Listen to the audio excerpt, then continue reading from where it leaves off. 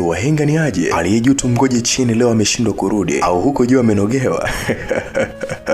Na hii hapa ni kazi mpya kutoka Swahili Movies TV. Cha kufanya ni kusubscribe, kulike na kucomment na hata kushare. Ilikuwaje? Ni katika mitaa fulani hivi jijini Lagos nchini Nigeria, anaonekana mrembo mmoja aitwaye Banke akiwa katika bodaboda akielekea mahali alipokuwa akiishi pamoja na ndugu zake. Mara tu alipowasili kuamini alichokiona, akasema oh my god, Debbie kakangu Debbie. Yani Banke alipiga ukunga mkubwa sana akilia baada ya kumkuta kaka yake ajulikane kwa jina la Debbie akiwa amefariki dunia. Na huku sasa akiwa peke yake mazingira yale, hapakuwa na mtu yoyote. Wakati huu mtaa mwingine gari mbili zinanusurika kugongana, na hapo ni katika kona moja barabara. Dereva wa gari ya kwanza aitwaye Easy alishuka na kuanza kumfokea dereva mwingine. Easy akaanza kuzungumza, akasema wewe mbona kama unakosa ustaarabu ukiwa barabarani? Wewe ni nani unaendesha gari hovyo namna hiyo? Akaanza akasema una tatizo gani bwana mdogo? Una akili sawa sawa kweli? Jamaa akawa amemuuliza hivyo kwa dharau. Sasa Easy akaanza kusema kwamba oya Mike, wewe si Mike, mimi ni rafiki yako bwana, tumesoma wote. Oya sasa na huyu Mike bwana mchizi ni kama akaanza kumpata huyu jamaa. Akasema da, oya mbona kama anaanza kukupata hivi? Wewe ni Easy? Alimuuliza kwa mshangao kinoma noma. Na hapa mchizi Easy akawa amevunja ukimya akasema ndio mimi Easy, tumesoma wote. Jamaa Mike una gari kali kinoma noma na umependeza sana siku hizi. Mike akawa amecheka sana akasema kawaida sana ndugu yangu, ni maisha tu. Na hii ni moja kati ya gari yangu nzuri sana ambayo mimi naipenda. Sasa Easy akawa amemuuliza oya bro, kwa hiyo una gari zaidi ya moja? Akawa ameuliza kwa mshangao, manake mchizi amemstajabisha kinoma noma. Akasema yes ninazo. Basi bana mimi nikuachia mawasiliano yangu ili tuweze kuwasiliana kama hautojali Easy, au vipi? Jamaa kweli Easy akawa amesema mimi nitakupigia tajiri wangu Mike. Umepoa sana mzee wangu, siamini kabisa. Aliongea kwa kumsifia sana kinoma noma. Sasa kila mmoja akawa amekula njia yake na siku zikawa zimepita kwa namna kama hiyo. Nyumbani kwa mamake na Mike anaonekana house girl mmoja akifukuzwa katika jumba hilo la kitajiri. Na wakati huo Banki anawasili pale katika jumba hilo akiwa kama dada wa kazi mpya, na alikwisha kupewa maelekezo aje kufanya kazi mahali hapo. Alijitambulisha vizuri kwa mama huyu akisema kwamba jina langu mimi naitwa Banki na nimepewa maelekezo na mawakala wangu wa kazi nije kufanya kazi za ndani katika hii nyumba. Na hapo mama mjengo ambaye ni mamake na Mike akawa amedakia na kuzungumza kwamba akasema ina gani upuuzi ambao unaniambia? Okay sawa, umesema umeletwa na mawakala si ndio? Unajua kupika vizuri au wewe ni mvivu kama wengine? Na hapo bidada Banki akawa amezungumza akasema ndio mama, mimi najua kupika. Mama mtu akasema vyovyote tutajua tu mbele ya safari. Alijibu akionyesha kutokujali kabisa na haya majibu ya Banki kwamba anajua kupika. Bidada huyo kuita Banki akawa ameingia ndani. Mama Liki alianza kumwagiza kinywaji, lakini Banki akawa amemuhimiza Mama Liki kwamba hasiwezi kutumia kinywaji hicho cha ulevi kwa sababu ni kinyume na afya yake aliyokuwa nayo kwa sasa hivi. Mama Liki alichukizwa kweli na yale majibu. Ni kwa nini azuiwe starehe yake mwenyewe kutumia? Na siku iliyofuata tunamwona mchizi Easy akifika pale nyumbani kwa Maliki, na tena akiwa katika hali ya mshangao kweli kweli. Maliki alimkaribisha rafiki yake huyo na kumwambia karibu sana. Easy akawa amemuuliza umewezaje kuwa na nyumba kama hii nzuri bro? Mchizi Maliki akawa amesema yes, hii ni sehemu ndogo sana kwangu mimi kupumzikia, kwa ninayo sehemu nyingine kubwa tu sasa hivi hapa naweza nikasema kwamba nimejibanza. Easy akawa ameguna tu akawa amemwambia Maliki oya, hii jinsi ilivyokuwa ni sehemu yako tu ndogo Mchizi aliuliza hivyo kwa kushangazwa kinoma, kwa sababu mtu gani anawezaje kumiliki vitu vya thamani kiasi hicho? Alafu jamaa anakuambia ni sehemu ya kupumzikia tu, kwenye magari anakuambia nayo ya kutosha tu, yani ni maswala ya kutokuuliza. Maliki akawa amempatia Easy mkonja mrefu sana wa pesa ili kusudi akirekebisha ile gari yake, na akawa ameketi kufanya mazungumzo. Easy akawa amesema kwamba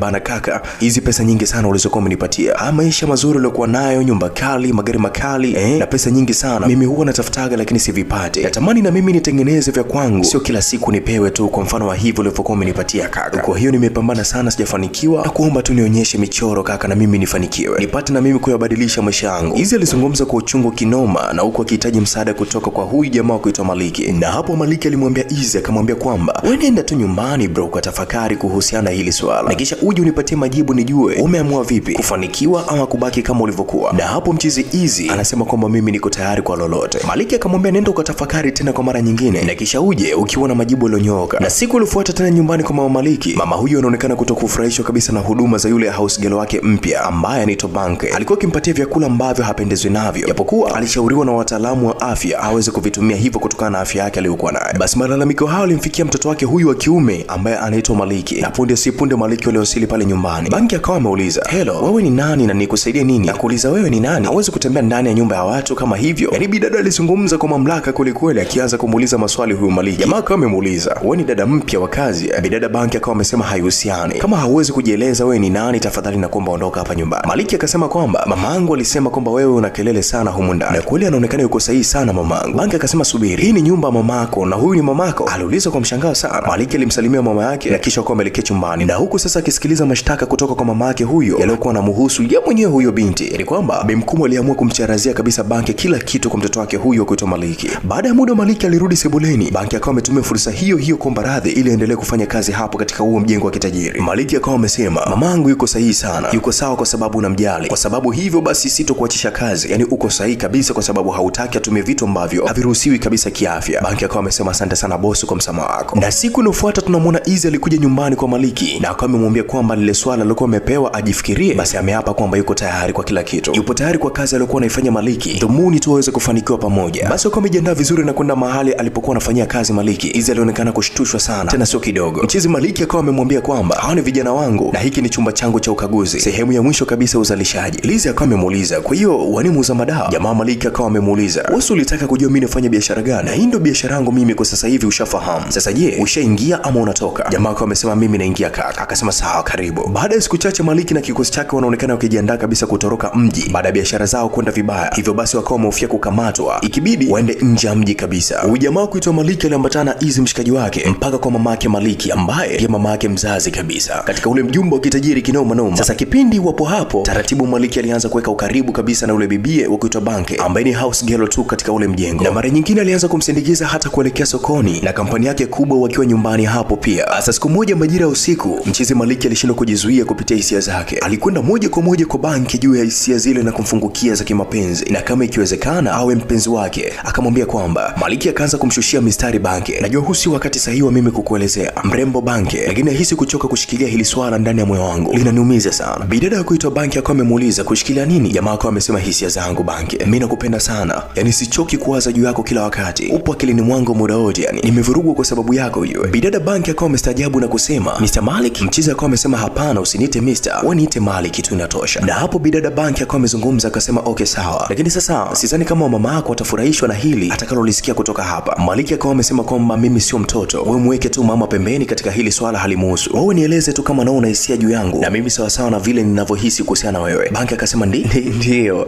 na mimi pia nahisia na wewe bwana. Basi wawili hao walijikuta katika penzi zito sana, ikawa ndio desturi ya kulala chumba kimoja mtu na bosi wake. Sasa siku moja bana aliamshwa na simu yake kutoka kwa mmoja kati ya vijana wake wa kazi katika lile genge la madawa kulevya, na ikamlazimu mchizi aweze kutoka akazungumze nje kabisa na ile simu. Na huku nyuma bidada wa kuitwa Banke ambaye ni house girl ambaye kwa sasa hivi ni mpenzi kabisa wa Maliki alionekana kubonyeza laptop ya Maliki kama kuna kitu alikuwa anakipeleleza. Mara ghafla mchizi Maliki akawa amerejea ndani na Banke akawa amerudi alipokuwa amelala, akawa ametulia kimya kama sio yeye vile aliyokuwa anagusagusa ile laptop. Maliki alimwamsha mpenzi wake huyu na kumwambia kwamba jiandae na majukumu mengine, lakini pia alimuaga kwa sababu simu ile ilimtaarifu kwamba mji tayari ulikuwa upo shwari na wanaweza kurudi mzigoni. Kwa sasa hivi wakaendelea na biashara zao za kuuza madawa kulevya. Maliki alimtaarifu rafiki yake ambaye ni Izzy kwamba jiandae, na kisha pamoja walienda kabisa kwa mamake na Maliki ili kwenda kumwaga. Wakati wakiendelea kumwaga mama Maliki huyo, bidada wa kuitwa Banke alitoka nje na begi la mizigo la Maliki na kuitoa pale, na ile laptop akawa ameificha kwa kusudio tu maalum ambalo halijulikani bado ni kusudio gani huyo Banke alikuwa amelifuata hapa. Na kipindi Maliki anatoka kwa amekutana na Banke, basi kama wapenzi waliagana vizuri kwa maneno matamu mabusu kweli kweli, ikawa hivyo, na huku Maliki asijue kilichokuwa kinaendelea. Muda huo Banke anaonekana akiwa chonjo na Mr. Izzy, na hapo alikuwa akikabidhiana ile laptop, na Izzy akawa amezungumza kwamba inanipasa nikitumia hii laptop, asante sana kwa sababu ya ushahidi wote wa mhusika kutafuta, wewe ni bingwa. Na hapo bidada Banke akawa amezungumza akasema kwamba haupaswi kunishukuru mimi, nimefanya kwa ajili ya kaka yangu. Na ndipo Izzy akawa amezungumza, Banke pole sana kwa ajili ya kaka yako. Binti akawa amezungumza akasema asante sana. Upande wa pili mwa picha anaonekana Maliki kabisa na genge lake la kihuni, na hapo alikuwa anakula bata vya kutosha kusherehekea kabisa kurudi tena mzigoni. Izzy anaonekana kuja pale kwa kuchelewa katika ile meeting, lakini haikuwapa pressure wale wenzake, akawa amejumuika nao kula bata kwa pamoja. Mara punde si punde wanawekwa pale pale chini ya ulinzi, na kipindi Maliki anajibishana na polisi ananyanyuka Izzy na kujitambulisha, mimi ni afisa mpelelezi Israeli, najua utashangazwa, lakini baada ya kuhitimu nilijiunga na mafunzo ya upelelezi, lakini pia nilikuwa nakufuatilia sana kitambo kirefu sana, kwa chochote utakachokifanya ama kuzungumza kitatumika kukushtaki wewe mahakamani. Maliki akawa ametamka kwamba umekufa, unanisikiliza vizuri, umekufa, hiki ulichokifanya utakilipia na kuahidi sana, na kuahidi bro, ulichokifanya utakilipia kwa gharama yoyote ile. Mara kidogo yule bidada ukitoa Banke akawa anawasili hapo, na ndipo Maliki anazidi kabisa kuchanganyikiwa. Maliki akawa amezungumza, na unafanya nini hapa, kwa nini uvae hivyo? Banke akawa amezungumza akasema kwamba habari Mr. Maliki, mimi ni afisa mpelelezi Banke, na kwa sasa hivi upo chini ya ulinzi. Maliki akawa amezungumza kwa kustajabu akasema, huu ni utani, wewe ni Banke Phillips, ni mfanyakazi wa ndani kwa mamangu. Bidada huyo kuitwa Banke akawa amezungumza akasema, ni sawa tu, lakini nilikudanganya. Alafu ujue nini, muda wa mchezo umeisha, mwanaume niliyekuwa namsubiri kipindi chote cha maisha yangu kwa sasa hivi yuko hapa, maafisa wakamateni hawa wote. Na hapo Maliki na wenzake wote walikamatwa, na kumbe Izzy pamoja na Banke walikuwa katika upelelezi na walifanya jambo hilo pasipo hata kuonyesha kwamba walikuwa wanajuana. Maliki hapo tunamuona ndani ya chumba cha upelelezi akifanya mahojiano na Banke, na kumbe hata kile kifo cha kaka yake kipindi cha story inaanza aliyehusika alikuwa ni Maliki mwenyewe, yani yeye ndio aliyemuua kaka yake. Maliki alihukumiwa kwa makosa ya jinai, hasa kujihusisha na uuzaji wa madawa kulevya pamoja na mauaji, na baada ya hukumu ile ya Mr. Maliki, Banke pamoja pamoja na Izzy walijikuta wameanza safari yao ya mahusiano na kupewa heshima kubwa sana pale kazini kwa kazi nzuri waliokuwa wameifanya kukamilisha upelelezi na hata kumpata mwalifu. Whatever it takes. Cha kufanya nini we muhenga? Usiache tu kuisubscribe hili channel la kuitwa Swahili Movies TV, au sio bana? Subscribe, bonyeza alama kengele, share kwa marafiki zako wapate marikipu makali,